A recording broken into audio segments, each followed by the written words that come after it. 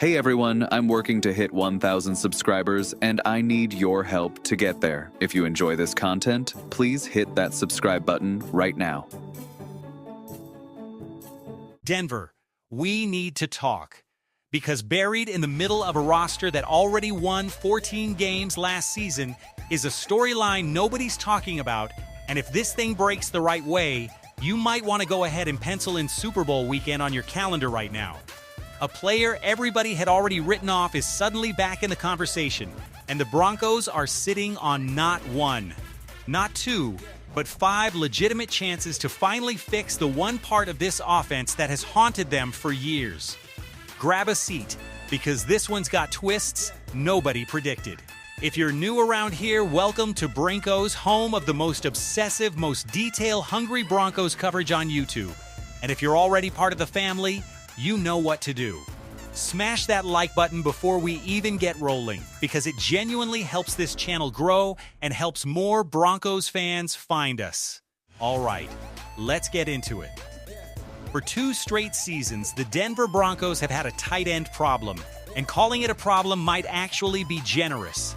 This wasn't a minor inefficiency.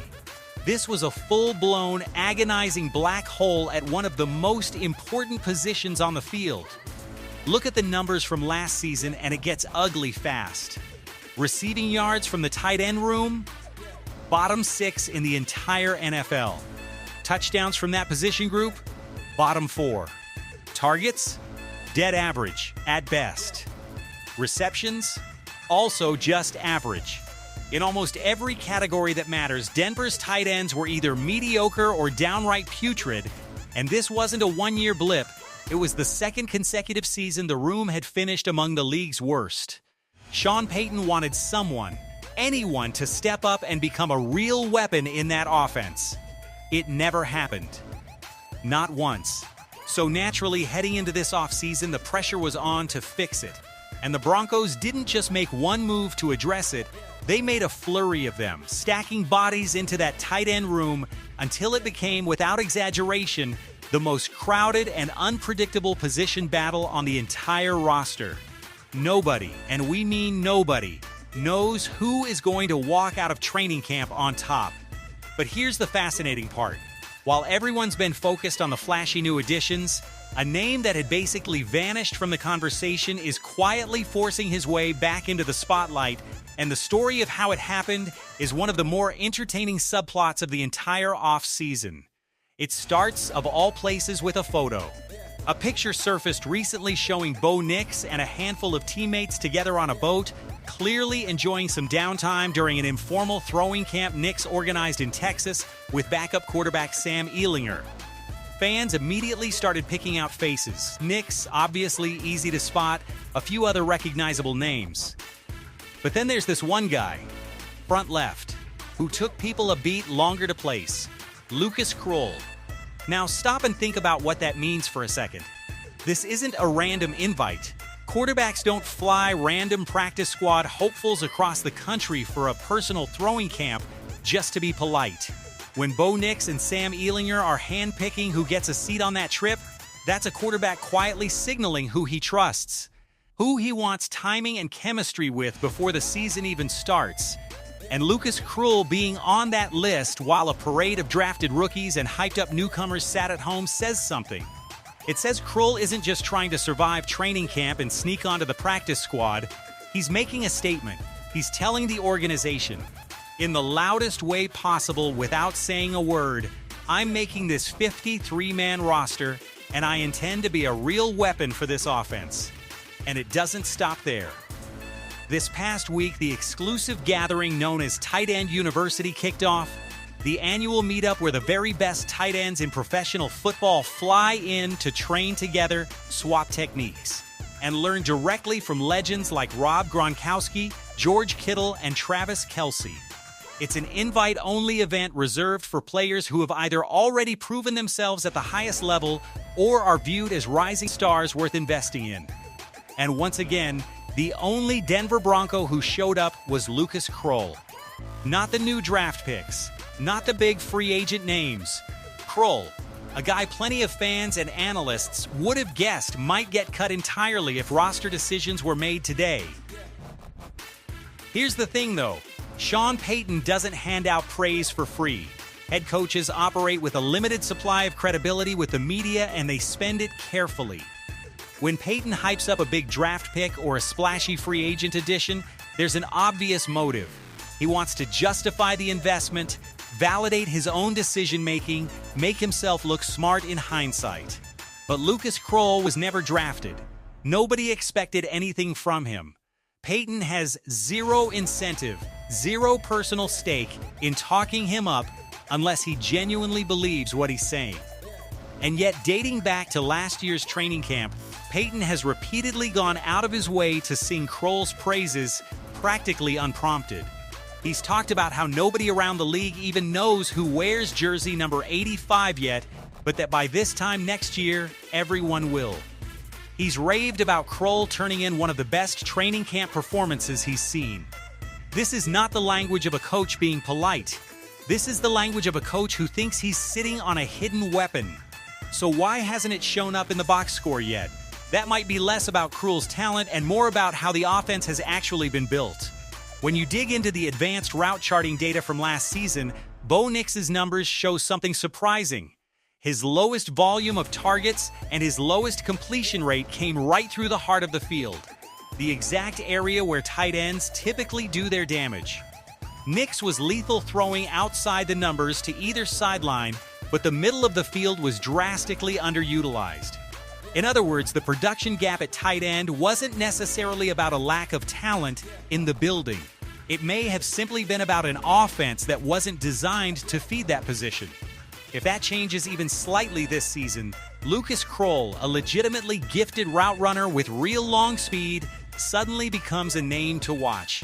He's shown flashes before. Broncos fans might remember a play from a Monday Night Football matchup against Buffalo when Krull blew wide open down the sideline with a full head of steam, only to have the pass sail just over his outstretched hands. The tools have always been there. The opportunity might finally be catching up. But Krull isn't the only forgotten name suddenly forcing his way back into the picture. This spring, Payton pulled the exact same move with second-year tight end Caleb Launer. If you don't immediately recognize that name, you're not alone. Launer was a seventh-round pick out of Utah in the 2025 draft. A former college basketball player who had barely played a single season of football before entering the NFL. He spent his entire rookie year on the practice squad, out of sight and out of mind for most of the fan base. He wasn't even a lock to stick around, especially with the Broncos using this year's draft to bring in two brand new tight ends. And yet, at this offseason's rookie minicamp, Payton stopped reporters in their tracks by singling Launer out unprompted, saying he looked like a completely different player than he did a year ago. More explosive, more confident, in noticeably better shape. Think about how unusual that is. Payton had absolutely nothing to gain by hyping up a seventh-round afterthought. Nobody would have blinked if Launer quietly got squeezed off the roster. Instead, Payton chose to spotlight him on the record in front of cameras. That's not an accident. That's a coach trying to tell you something. Unfortunately, the momentum hit a speed bump. Not long after those glowing comments, it was reported that Launer would need a routine lower body surgical cleanup, sidelining him for a couple of weeks of organized team activities and minicamp. The team has maintained he's expected to be fully cleared in time for training camp, but any interruption to his progress is less than ideal timing, especially with a crowded depth chart nipping at his heels. Because here's the complicating factor. This offseason, the Broncos didn't just bring back their returning tight ends. They went out and drafted two more. Fifth-round rookie Justin Jallee, viewed as a potential matchup nightmare in the mold of a modern move tight end, and seventh-round rookie Dallin Bentley, a former Utah standout himself who profiles as a legitimate sleeper. Both rookies are already forcing their way into the conversation, and depending on how camp shakes out, Launer could find himself fighting just to remain in the top 4 or 5 names at the position, let alone push into the 53-man roster with total confidence. And let's not forget the guy who's already the presumed centerpiece of that group, Evan Ingram. Last season, Ingram accounted for the clear majority of the room's production, catching 50 passes for 461 yards. Solid, but hardly the game-breaking impact fans were hoping for when Denver brought him in.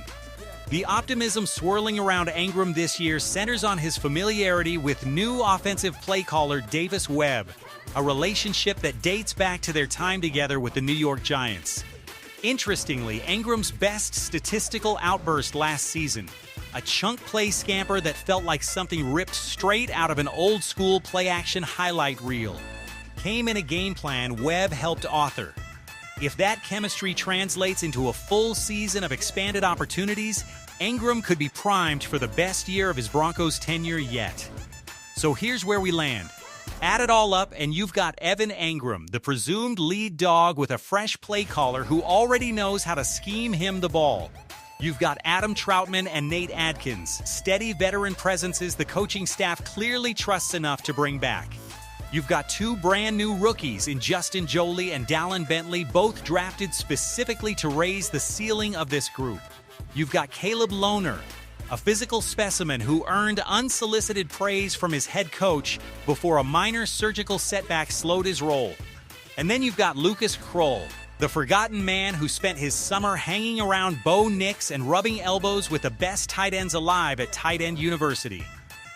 5 legitimate paths to fixing the single biggest hole on this offense.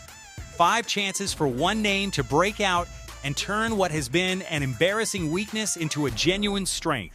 And remember, this is a team that already won 14 games with almost none of that production working in its favor. If even one of these 5 names really hits, this offense doesn't just get better. It becomes terrifying. A team already operating at a high level suddenly adds a dimension defenses haven't had to account for in years. And that changes everything about how far this roster can go. Elsewhere around the league, keep an eye on how other teams are handling off-field legal situations involving their players, because it may end up telling us something about Denver's own approach with guard Jonathan Cooper. Recently, another franchise made headlines by releasing a player even after a court ruling appeared to break in that player's favor, suggesting some teams are choosing to move on regardless of legal outcomes. The fact that the Broncos have taken no such action with Cooper and appear to be waiting for his situation to fully play out suggests the organization currently believes the evidence supports him staying on the roster and taking meaningful snaps again this season. That's a storyline worth continuing to track closely as camp approaches. But zoom back out, because the headline here is simple. For 2 years, the tight end room was this team's glaring weakness, the one piece of the puzzle that never fell into place, no matter who wore the jersey. Now, heading into a new season, Denver has stacked that room with more legitimate talent, more intrigue, and more genuine competition than it's had in years. And buried in the middle of it all is a quiet redemption story nobody expected. A former afterthought slowly forcing his way back into relevance one training camp invite at a time. Broncos country, this is the kind of storyline that changes seasons. Keep watching, because we are going to be all over training camp as this position battle plays out in real time. If you enjoyed this breakdown, smash that like button, drop a comment with which one of these 5 tight ends you think breaks out first, and if you haven't already, hit subscribe so you never miss a single update from Broncos.